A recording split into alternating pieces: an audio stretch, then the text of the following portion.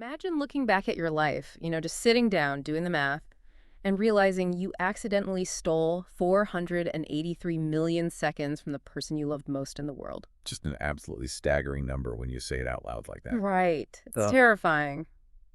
Today, we are looking at the terrifying math of a human life.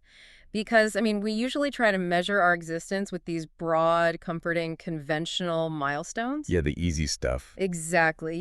We look at a timeline and we point to the graduations, the weddings, the silver anniversaries, and we just tell ourselves, well, there it is. That's a life well lived. We chunk time into years or decades because, frankly, it feels safe. It does feel safe. Yeah. But then you step into the world of profound grief and sudden absolute clarity, and suddenly that calendar is completely useless. The landscape of time becomes terrifyingly granular. So we're going to explore what it means to count the unrecoverable. It forces a confrontation with reality that, let's be honest, most people spend their entire lives actively avoiding. Oh, completely. And what we are looking at today is a deeply personal, intensely confessional excerpt from a eulogy. It was written by a man named Ira Warren Whiteside for his late wife, Tessie.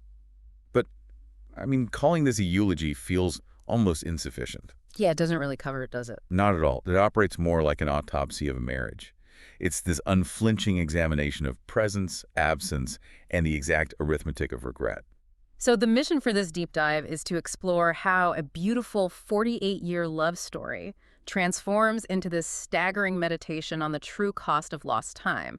And it's specifically anchored in his struggle with sobriety. Right, which is the catalyst for all of this math. Exactly. We are going to unpack the crucial difference between merely perceiving the world around you and actually being present for it. But before we even begin, I want you, the person listening to this right now, to ask yourself a question. It's a tough question, too. It is. How many individual moments have you lived today? Not hours, not morning or afternoon, but single, finite moments. And more importantly, how many of those moments were you actually present for? That question really establishes the entire philosophical foundation of Ira's writing.